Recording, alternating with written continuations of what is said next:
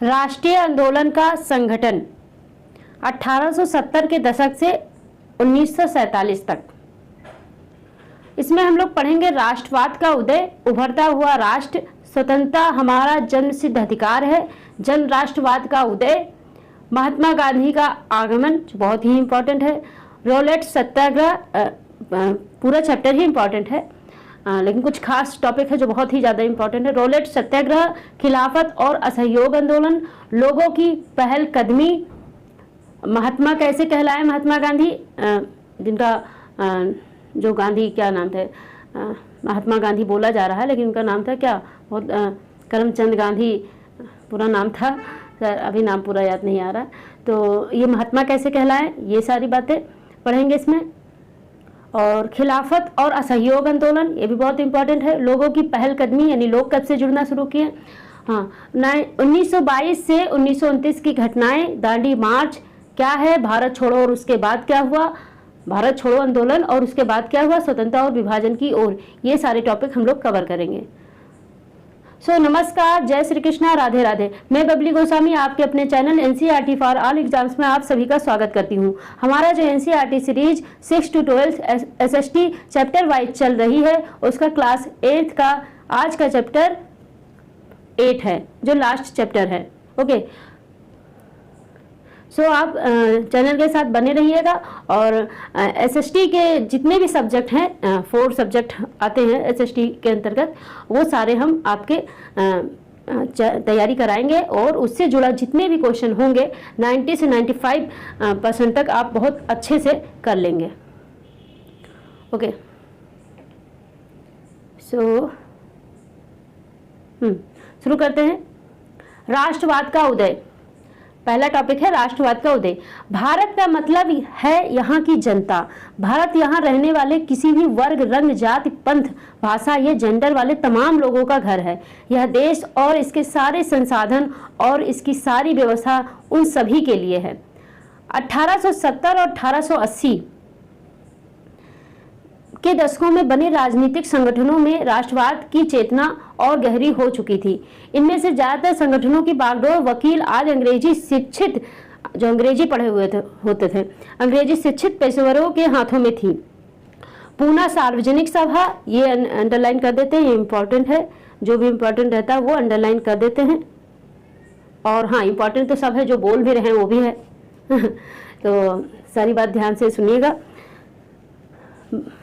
हाँ, पूना सार्वजनिक सभा, इंडियन एसोसिएशन, मद्रास महाजन सभा, बॉम्बे रेजिडेंसी एसोसिएशन और भारतीय राष्ट्रीय कांग्रेस आदि इस तरह के प्रमुख संगठन थे। पूना सार्वजनिक सभा नामक संगठन में सार्वजनिक का मतलब यह था कि सब लोगों के लिए। ओके, 1870 आगे बढ़ते हैं।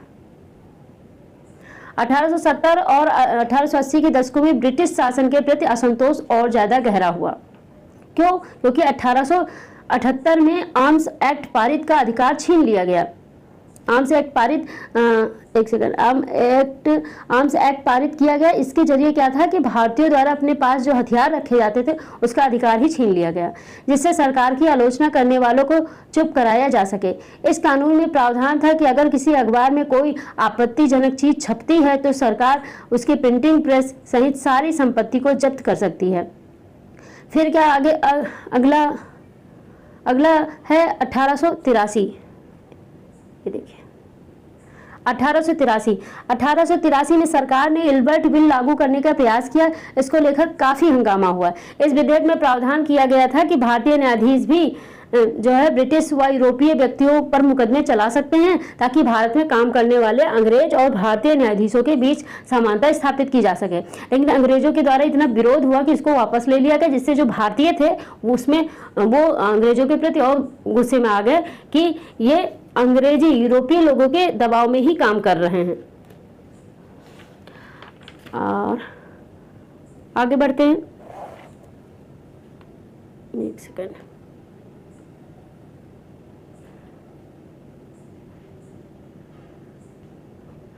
$1885 अगला इसमें है एक, ये अंडरलाइन कर दे। 1885 में देश भर के 72 प्रतिनिधियों ने बंबई में सभा करके भारतीय राष्ट्रीय इसकी स्थापना का फैसला लिया। संगठन के प्रारंभिक नेता कौन थे? दादा भाई नौरोजी और फिरोज शाह मेहता, बदरुद्दीन तैयब जी, WC बनर्जी, सुरेंद्र नाथ बनर्जी, ये सारे नाम आपको याद करने होंगे। दादा भाई नौरोजी, फिरोज शाह मेहता, बदरुद्दीन तैयब जी, WC बनर्जी, सुरेंद्र नाथ बनर्जी, रोमेश चंद्र दत्त एवं सुब्रमण्यम अय्यर एवं अन्य प्राय मुंबई और कलकत्ता के ही थे। सारे लगभग मुंबई और कलकत्ता के ही व्यक्ति थे। नौरोजी व्यवसायी थे और इन्होंने ये यहाँ पे है, ये देखिए यहाँ पे लिखा हुआ,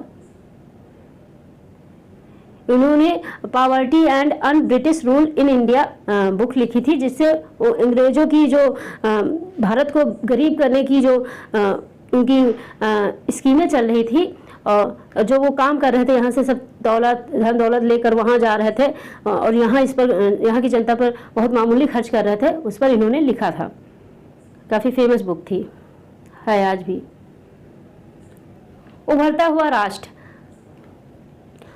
अपने पहले 20 सालों में कांग्रेस अपने उद्देश्य और तरीकों के लिहाज से मध्यमार्गी पार्टी थी।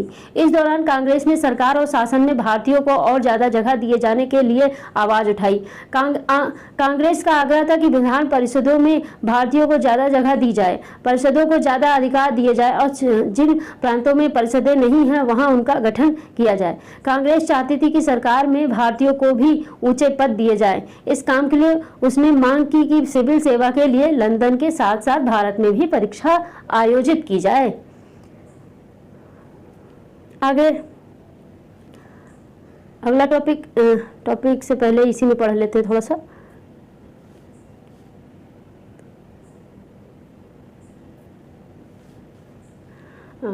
ओके, अगला टॉपिक शुरू करते हैं इसी में। अगला टॉपिक है स्वतंत्रता हमारा जन्मसिद्ध अधिकार। कैसे है? बंगाल, पंजाब और महाराष्ट्र में बिपिन चंद्रपाल, बाल गंगाधर तिलक और लाला लाजपत राय जैसे नेता ज्यादा अमूल परिवर्तनवादी उद्देश्य और पद्धतियों के अनुरूप काम करने लगे थे। उन्होंने निवेदन और राजनीति के लिए धर्मपंथियों की आलोचना की। यानी कांग्रेस जो निवेदन की पद्धति अपनाती थी, जो अंग्रेज थे उनसे निवेदन करके हर काम कराना चाहती थी, वो ये जो अभी नाम बताए हैं बिपिन पाल और बाल, ऐसे याद कर सकते, पाल, बाल और राय, ये लोग नहीं थे। ये इनको गरमपंथी पार्टी के लोग बोला जाता था। तो जो है इन लोग का ये काम नहीं था कि हम निवेदन के जरिए इनसे काम कराएंगे अंग्रेजों से। तो इन्हीं का था, इन्हीं में एक थे, तिलक ने नारा दिया कि स्वतंत्रता मेरा जन्मसिद्ध अधिकार है और मैं इसे लेकर रहूंगा। 1905 में वायसराय टर्जन ने बंगाल का विभाजन कर दिया। उस वक्त बंगाल ब्रिटिश भारत का सबसे बड़ा प्रांत था, ऐसे समझ सकते। कैसे? जो आज बांग्लादेश है वो भी बंगाल का ही हिस्सा था और बंगाल से कई राज्य कटे हैं जो आप इसमें देखेंगे। बिहार और उड़ीसा के कुछ भाग भी उस समय बंगाल के अंतर्गत थे और बांग्लादेश ही पूरा उसमें था। तो सोच लो कितना बड़ा था। अंग्रेजों का कहना था कि प्रशासकीय सुविधा को ध्यान में रखते हुए बंगाल का बंटवारा करना जरूरी था। सरकार ने गैर बंगाली इलाकों को अलग करने की बजाय उसके पूर्वी भागों को अलग करके असम में मिला दिया। पूर्वी बंगाल के अलग करने के पीछे अंग्रेजों का मुख्य उद्देश्य यह रहा होगा कि बंगाली राजनेताओं के प्रभाव पर अंकुश लगाया जाए, क्योंकि बंगाली राजनेता काफी एक्टिव थे, और बंगाली जनता को बांट दिया जाए। ये सब योजना थी उनकी। तो बहुत सारा विरोध हुआ, स्वदेशी आंदोलन चला, ये सब आप लोग को पता है उसी में। और ये बाल गंगाधर तिलक के बारे में पढ़ लेते हैं हम लोग। मेज पर रखे अखबार का नाम देखिए, नाम है केसरी, और संपादन इन्होंने यही करते थे केसरी का। यानी केसरी के जो संपादक थे वो बाल गंगाधर तिलक थे और ब्रिटिश शासन का कट्टर आलोचक ये अखबार था।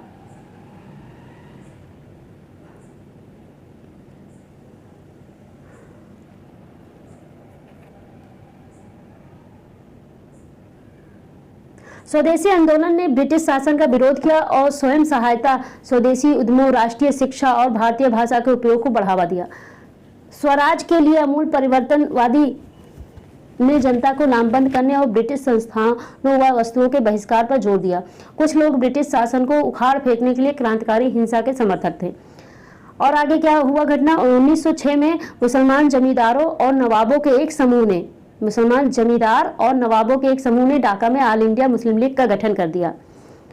लीग ने बंगाल विभाजन का समर्थन कर दिया। अब उनको भी अंग्रेजों के बीच अपना पैठ जमाना है ना। लीग की मांग थी कि मुसलमानों के लिए अलग निर्वाचिका की व्यवस्था की जाए। 1909 में सरकार ने यह मांग मान भी ली। अब परिषदों में कुछ सीटें मुसलमान उम्मीदवारों के लिए आरक्षित कर दी गई। जैसे आज भी SC ST के लिए आरक्षित नहीं सीटें, वैसे उस समय वो चाहते थे मुसलमानों के लिए आरक्षित रहे, जिन्हें मुस्लिम मतदाताओं द्वारा ही चुनकर भेजा जाना था। इससे राजनेताओं में अपने धार्मिक समुदाय के लोगों को अपना राजनीतिक समर्थक बनाने का लालच पैदा हो गया। आगे 1907 में कांग्रेस टूट गई। दो पंथ में, गरम दल और नरम दल में टूट गई।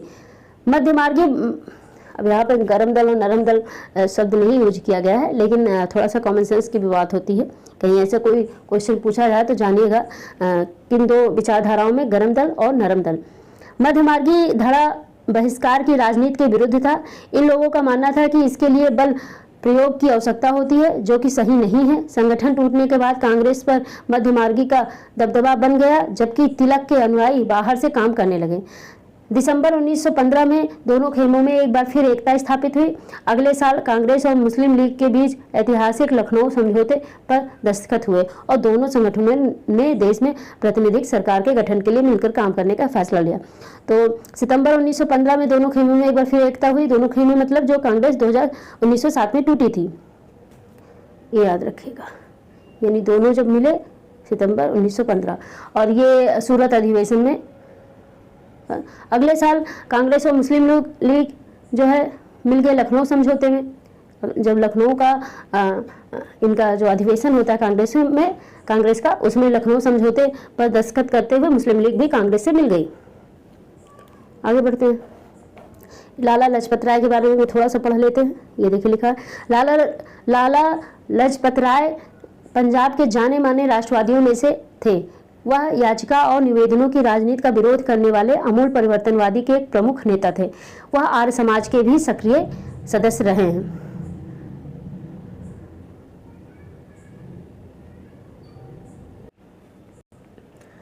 अगला टॉपिक है जनराष्ट्रवाद का उदय। जनराष्ट्रवाद का उदय में हम लोग पढ़ेंगे 1919 के बाद अंग्रेजों के खिलाफ चल रहा संघर्ष धीरे धीरे एक जन आंदोलन में तब्दील होने लगा।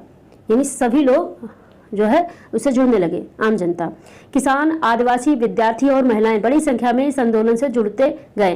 कई बार औद्योगिक मजदूरों ने भी आंदोलन में योगदान दिया। 20 के दशक से कुछ खास व्यावसायिक समूह भी कांग्रेस को सक्रिय समर्थन देने लगे थे।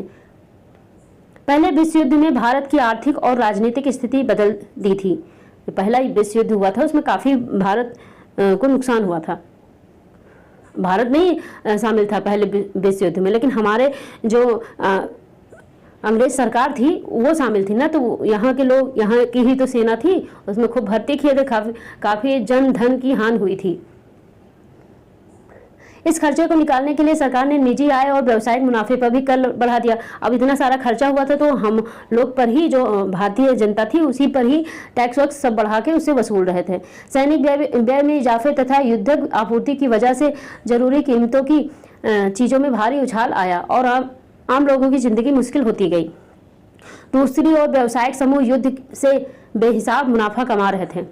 व्यावसायिक समूह जो होते हैं वो युद्ध से काफ़ी अच्छा मुनाफा तो हो ही जाता है, जो आम जनता होती है उसको नुकसान होता है, क्योंकि कीमतें जो है एकदम से बढ़ जाती हैं चीज़ों का। तो ये सारी बातें हैं। और अगला जो मेन टॉपिक है इसी में वो है 1917। 1917 में रूस में क्रांति हुई। इस घटना के चलते किसानों और मजदूरों के संघर्षों का समाचार तथा समाजवादी विचार बड़े पैमाने पर फैलने लगे थे, जिससे भारतीय राष्ट्रवादियों को नई प्रेरणा मिलने लगी थी। ओके, तो ये पॉइंट जो है ये 1917 में जो रूसी क्रांति हुई थी उससे जो वहाँ किसान और मजदूर जो संघर्ष में शामिल हो गए थे, इससे जो यहाँ भारत में जो राष्ट्रवादी और क्रांतिकारी लोग थे उनको नई प्रेरणा मिल गई कि हाँ, इन लोग को भी शामिल किया जा सकता है, या हम लोग भी अंग्रेज को उखाड़ फेंक सकते हैं, हिला सकते हैं। महात्मा गांधी का आगमन। महात्मा गांधी का आगमन पढ़ेंगे। गांधी जी 46 की उम्र में 1915 में दक्षिण अफ्रीका से भारत लौटे थे। वे वहां पर नस्लवेदी पाबंदियों के खिलाफ अहिंसक आंदोलन चला रहे थे और अंतर्राष्ट्रीय स्तर पर उनकी अच्छी मान्यता थी और लोग उनका आदर भी करते थे। दक्षिण अफ्रीकी आंदोलनों की वजह से उन्हें हिंदू, मुसलमान, पारसी और ईसाई, गुजराती, तमिल और उत्तर भारतीय, उच्च वर्गीय, व्यापारी, वकील और मजदूर सब तरह के भारतीयों से मिलने जुलने का मौका मिल चुका था। महात्मा गांधी ने पहले साल पूरे भारत का दौरा किया। ऐसा बताया जा रहा है कि जब वो यहाँ भारत आए तो पूरे साल, एक साल जो है वो पूरे भारत का दौरा किए, जो कि नामुमकिन है, लेकिन हाँ एनसीईआरटी में लिखा है ऐसा। इस दौरान वे यहाँ के लोगों उनकी ज़रूरतों और हालात को समझने में लगे रहे। उनकी शुरुआती प्रयास चंपारण, जो कि बिहार में है, खेड़ा और अहमदाबाद, ये गुजरात में है, खेड़ा और अहमदाबाद के स्थानीय आंदोलनों के रूप में सामने आए। इन आंदोलनों के माध्यम से उनका राजेंद्र प्रसाद और वल्लभ भाई पटेल से परिचय हुआ। याद रखिएगा किससे परिचय हुआ?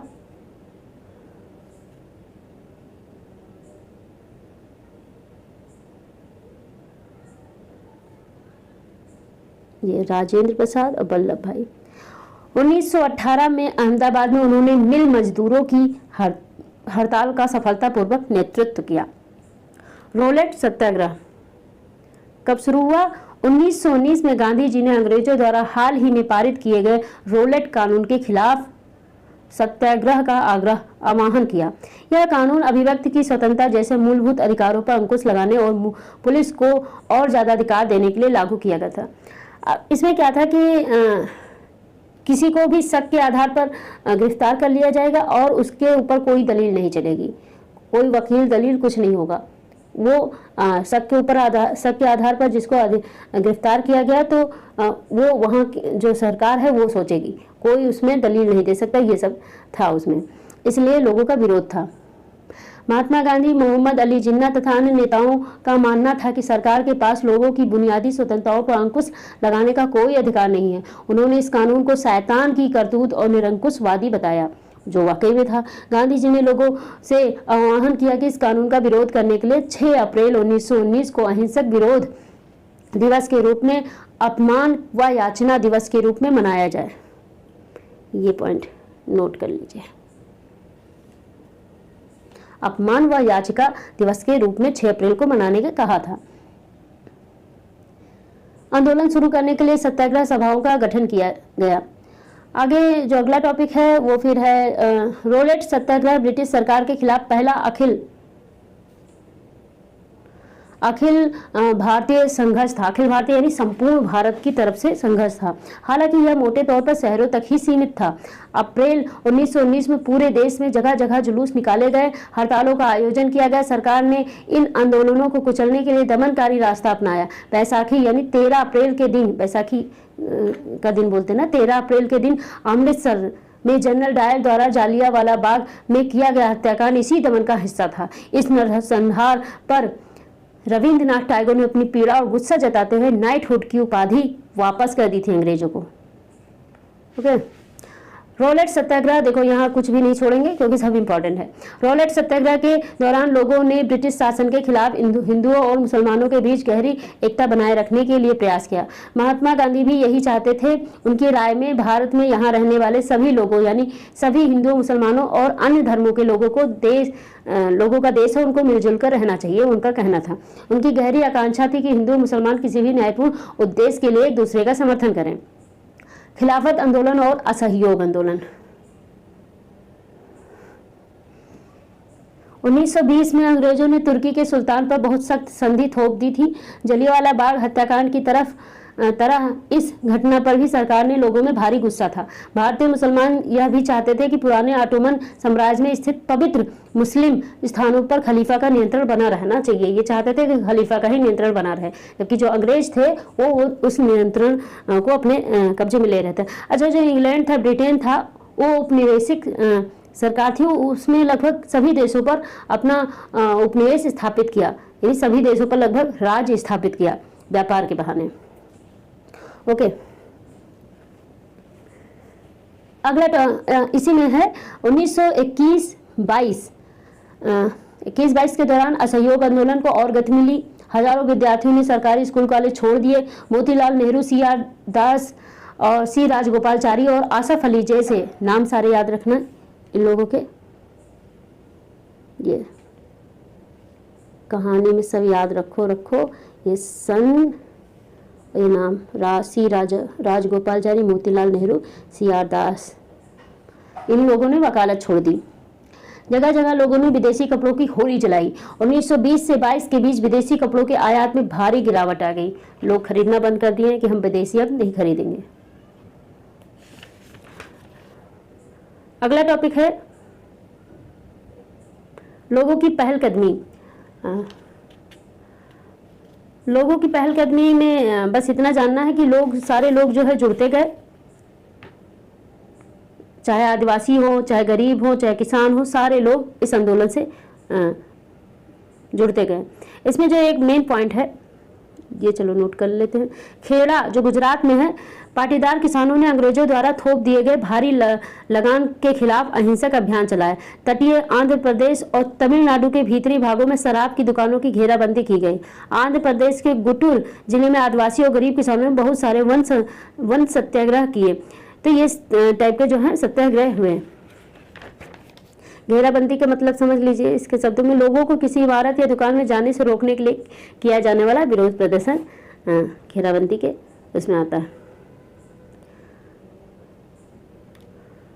सिंध में मुस्लिम व्यापारी और किसान खिलाफत के आह्वान पर बहुत उत्साहित थे। बंगाल में भी खिलाफत असहयोग के गठबंधन ने जबरदस्त सांप्रदायिक एकता को जन्म दिया। ये जब खिलाफत आंदोलन शुरू हुआ, इसने हिंदू मुस्लिम में बड़ा एकता स्थापित कर दिया, क्योंकि खिलाफत आंदोलन शुरू किया था मुस्लिमों ने, लेकिन उससे हिंदू भी जुड़ गए और कहें हाँ खलीफा को सारा दिया जाए।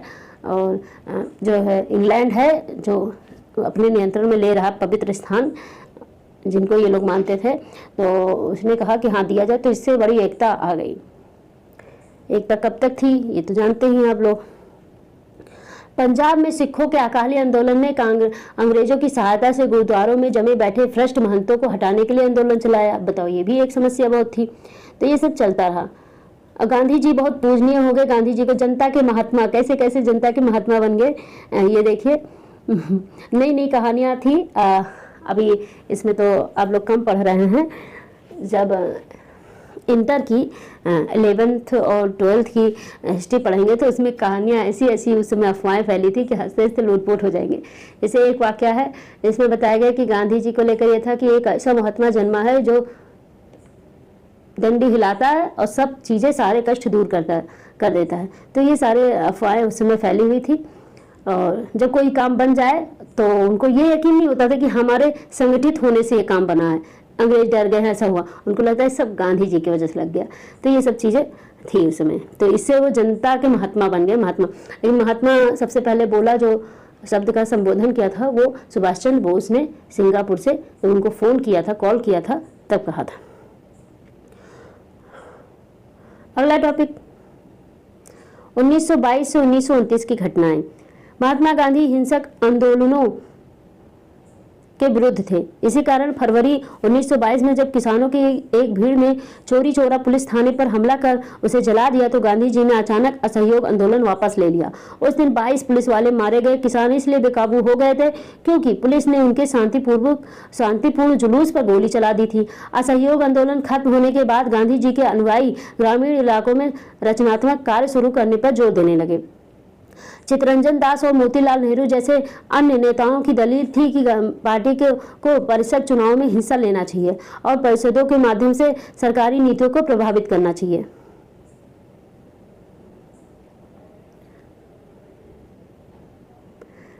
ये जो असहयोग आंदोलन खत्म होने के बाद जो मोतीलाल नेहरू जैसे अन्य नेता जो थे वो कहे परिषद जो चुनाव होने वाला है उसमें हम लोगों को भाग लेना चाहिए, उसके जरिए हम सरकारी नीतियों को प्रभावित कर सकते हैं। 1930 में शुरू किए गए सविनय अवज्ञा आंदोलन के लिए यह जनाधार काफी उपयोगी साबित हुआ। भारतीय कम्युनिस्ट पार्टी और हिंदुओं के संगठन राष्ट्रीय स्वयंसेवक संघ RSS की स्थापना 20 के दशक के मध्य की सबसे महत्वपूर्ण 2 घटनाएं थी। स्वतंत्रता आंदोलन में चित्तरंजन दास एक मुख्य नेता थे। वह पूर्वी बंगाल में वकील थे। असहयोग आंदोलन में वह काफी सक्रिय रहे।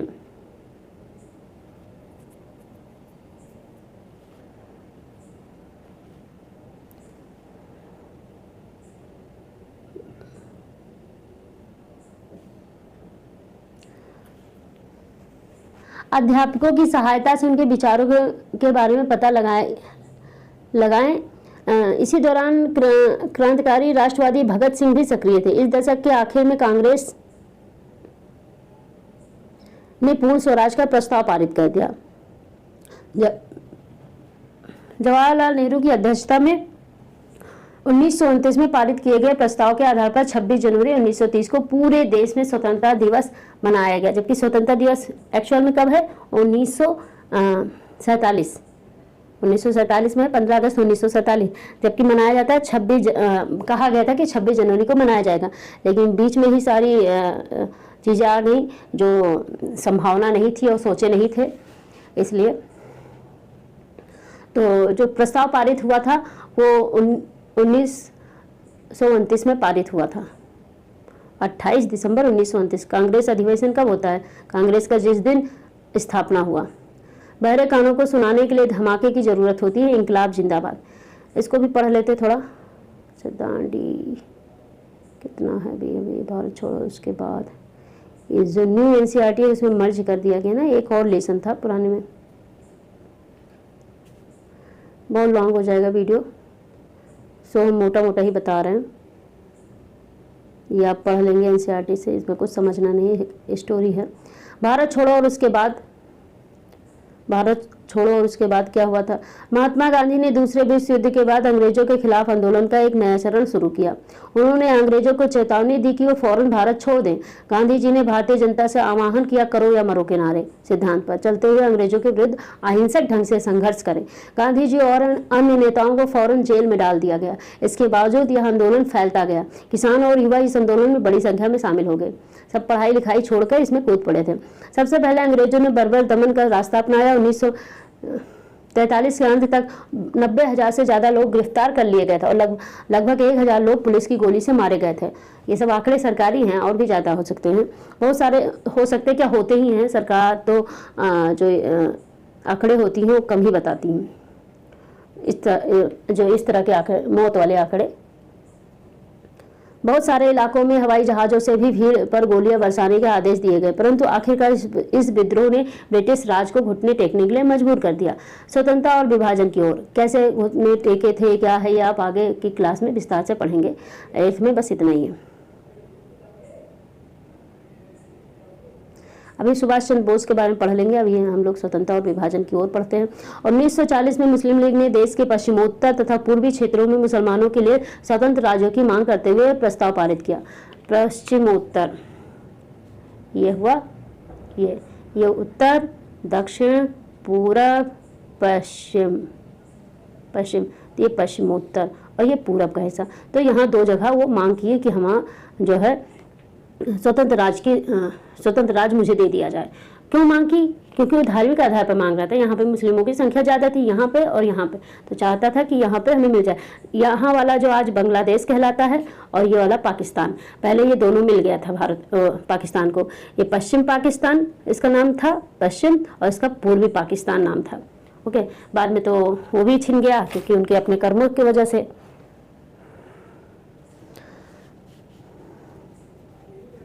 और फिर विभाजन या पाकिस्तान का जिक्र नहीं किया था। उसने प्रस्ताव पारित किया कि स्वतंत्र राज्य मिल जाए, लेकिन ये शब्द यूज नहीं किया था, मुझे विभाजन करके मेरा बांट दो पाकिस्तान नाम से, नाम का भी जिक्र नहीं था। तो मुस्लिम लीग ने उपमहाद्वीप के मुसलमानों के लिए जो है स्वायत्त व्यवस्था की मांग क्यों की थी, ये सब बातें समझ सकते हैं। 1930 के दशक में ये चीज़ समझने के लिए आगे बढ़ते हैं। 1930 के दशक के आखिरी सालों में लीग मुसलमानों और हिंदुओं को अलग अलग राष्ट्र मानने लगी थी। 1930 में ही इनकी धारणा बन गई थी। इस विचार तक पहुंचने में 20 और 30 के दशकों में हिंदू और मुसलमानों के कुछ संगठनों के बीच हुए तनाव, कुछ संगठनों के बीच बहुत बड़े तनाव हो गए थे, का भी हाथ रहा होगा। 1937 के प्रांतीय चुनाव, मेन जो था मुद्दा ये था कि हम, पद की बात थी कि हम प्रधानमंत्री बने, तो कोई था कि हम राष्ट्रपति बने, हम राष्ट्रपिता कहलाएं, ये सारी बातें थी, मेन ये था। 1937 तो यहाँ से इनको ये मालूम हो गया 1937 में जो प्रांतीय चुनाव हुआ था, वहाँ से जिन्ना को या मुस्लिम लीग को ये लग गया कि भैया यहाँ पे ये कांग्रेस में जो ये 3-4 लोग बैठे हैं, गांधी, नेहरू और जो और 1-2 लोग, यही लोग सब पाएंगे, हम तो इसमें कुछ नहीं है, तो इसीलिए बंटवारा चाहने लगा। 1937 के प्रांतीय चुनाव संभवतः इससे भी ज्यादा बड़ा कारण रहे। इस चुनाव में मुस्लिम लीग को इस बात का यकीन दिला दिया गया था कि यहाँ मुसलमान अल्पसंख्यक है और किसी भी लोकतांत्रिक संरचना में उन्हें हमेशा गौण भूमिका निभानी पड़ेगी। ये जो भी अल्पसंख्यक जहाँ होते हैं वहाँ यही हाल होता है, तो कोई नई बात नहीं है। यह भी भय था कि संभव है कि मुसलमानों को प्रतिनिधित्व ही न मिल पाए। 1937 में मुस्लिम लीग संयुक्त प्रांत में कांग्रेस के साथ मिलकर सरकार बनाना चाहती थी, परंतु कांग्रेस ने इस प्रस्ताव को स्वीकार नहीं किया, जिससे फासला और बढ़ गया। जो 1937 में मुस्लिम लीग संयुक्त प्रांत में कांग्रेस के साथ, संयुक्त प्रांत किसको बोल रहे थे उस समय, जो आज का उत्तर प्रदेश है, कांग्रेस के साथ मिलकर सरकार बनाना चाह रही थी, लेकिन वो कांग्रेस मानी नहीं, तो उससे और ज्यादा इनके गुस्से बढ़ गए। 1945 में विश्व युद्ध समाप्त होने के बाद अंग्रेजों ने भारतीय स्वतंत्रता के लिए कांग्रेस और लीग से बातचीत शुरू कर दी। और ये क्या हुआ था, ऐसे थोड़ी ना कर दिया था। जब द्वितीय विश्व युद्ध शुरू हुआ, अंग्रेज को और सेना की जरूरत हुई, तो यहाँ पे तो असहयोग आंदोलन शुरू हो गया था, लोग कोई भर्ती नहीं हो रहा था। तो ये कहा था उन्होंने, ये शर्त रखी गई थी कि हम साथ तो देंगे युद्ध में, लेकिन इस शर्त पर कि इस युद्ध के बाद हमारा देश छोड़ के आप चले जाएंगे। तो पहले तो नहीं माने, फिर बाद में मान गए थे, फिर इस शर्त पर हुआ, यानी कि खून के बदले देश को स्वतंत्रता मिली। कितने युवा, कितने लोग उसमें उस युद्ध में मरे होंगे।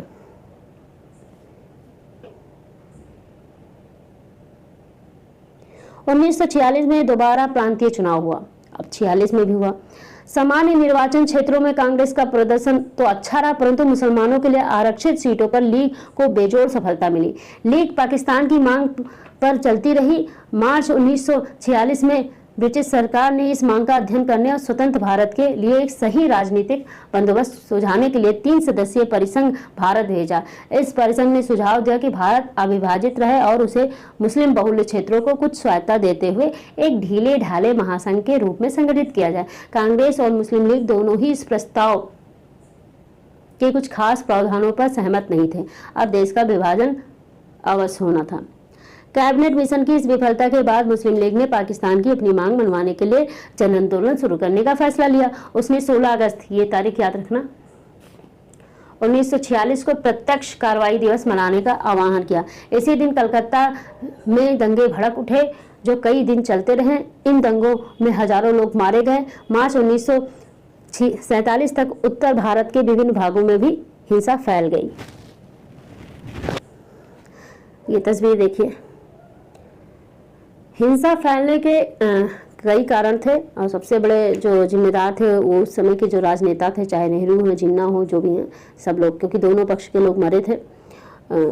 आधी रात तक तय ही नहीं हो पाया कौन सा हिस्सा पाकिस्तान में जाएगा, कौन सा भारत में, तो लोग जान ही नहीं पाए और फिर वो पाकिस्तान में रह गए और हिंदुस्तान में रह गए। जो भी जिनको पाकिस्तान में जाना चाहिए था तो उसी पे हिंसा भड़की थी। जो कट्टरपंथी लोग होते हैं उन लोगों ने पाकिस्तान में जो हिंदू थे उनको मारना शुरू कर दिया, और जो यहाँ थे उनको भी बताया जा रहा है कि पंजाब और बंगाल में बहुत ज़्यादा हिंसा हुई थी।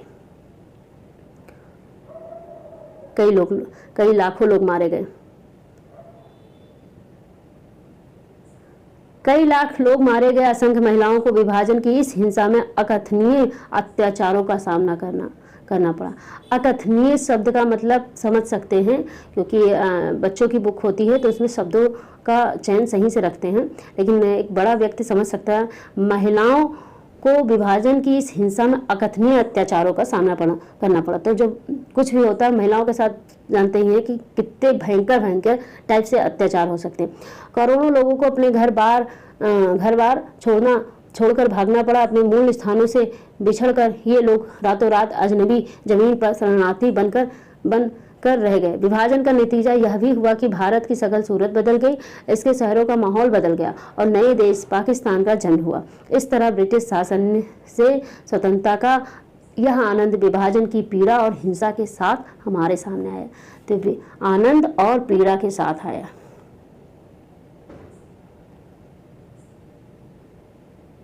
चलिए इसमें कुछ क्वेश्चन बता देते हैं, जैसा कि अभी जल्द ही मैंने शुरू किया है कि कुछ क्वेश्चन भी देंगे आपको। बोलते हैं, हो सकेगा तो टाइप भी कर देंगे, वरना आप सुन रहे हैं उसी पर आंसर कर दीजिएगा।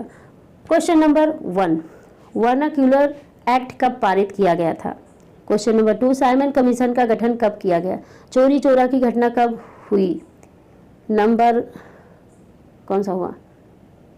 4, पूर्ण स्वराज का प्रस्ताव कब पारित किया गया था? और एक क्वेश्चन है 1937 के प्रांतीय विधायिका के चुनाव में कांग्रेस ने कितने प्रांतों में अपनी सरकार बनाई? बस हो गया क्वेश्चन, और इसका आंसर कमेंट बॉक्स में जरूर दीजिएगा नंबर के साथ। और बस अच्छे से पढ़िए, मस्त रहिए, और आई होप आप सभी को समझ में आ गया होगा। और अगर आप नोट्स देखो बनाना पड़ेगा, कई ऐसी चीज़ें हैं जो रट्टा मारनी पड़ती है, कंसेप्ट समझना रहता है, और सन और नाम जो अजीब अजीब नाम होते हैं, कई नाम होते हैं, वो सब याद करने पड़ते हैं, रट्टा मारने पड़ते हैं। तो नोट्स जब बने रहेंगे तभी आप आगे पेपर के दौरान बना सकेंगे, रट्टा मार सकेंगे, प्रैक्टिस भी करनी पड़ेगी।